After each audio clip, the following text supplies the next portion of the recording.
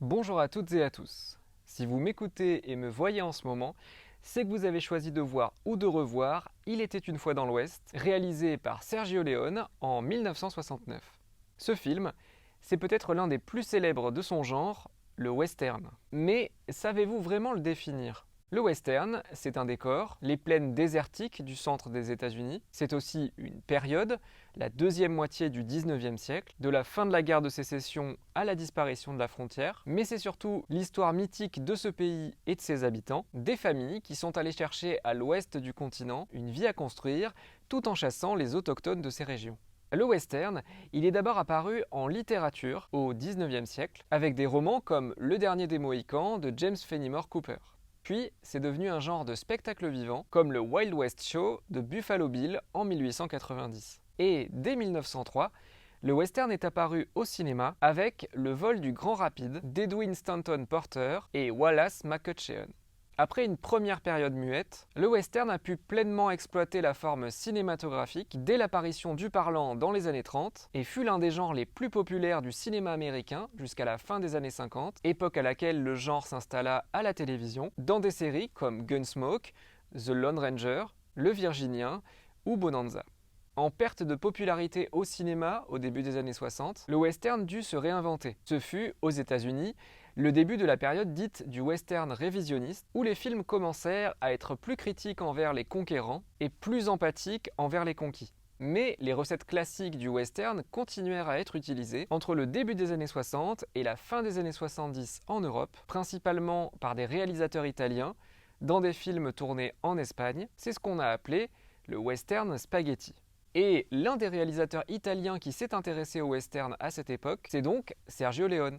Entre 1963 et 1965, il réalisa coup sur coup 3 westerns pour une poignée de dollars, et pour quelques dollars de plus, et Le Bon, la Brute et le Truand. Un ensemble de films désignés a posteriori comme la trilogie du dollar.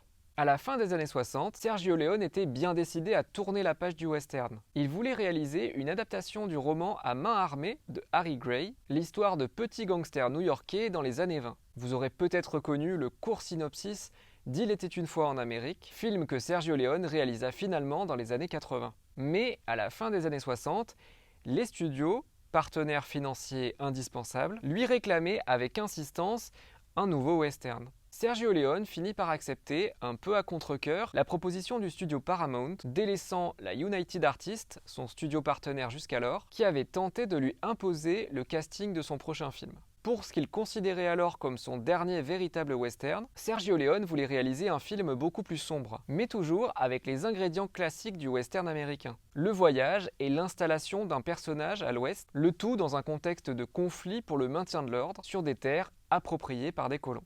Dans cet univers, on peut le dire, très masculin, l'une des nouveautés de Il était une fois dans l'Ouest, par rapport au western précédent de Sergio Leone, c'est l'apparition d'un personnage féminin central, la veuve McBain, interprétée par Claudia Cardinal, aux dépens de Sophia Loren. Le réalisateur pensa pendant un temps faire un clin d'œil à son film précédent, en réunissant, dans la séquence d'ouverture d'Il était une fois dans l'Ouest, le trio, le bon, la brute et le truand, Clint Eastwood, Eli Wallach et Lee Van Cleef. Mais, refusant de jouer un rôle secondaire, Clint Eastwood déclina, ce qui fit tomber à l'eau l'effet escompté par l'apparition de ces 3 acteurs, et ce qui vexa Sergio Leone à tel point qu'il ne revit son acteur fétiche qu'une seule fois, 20 ans plus tard. Le réalisateur réussit cependant, grâce à Eli Wallach, à convaincre l'immense acteur Henry Fonda, plutôt habitué au rôle positif, de jouer pour la première fois à contre-emploi.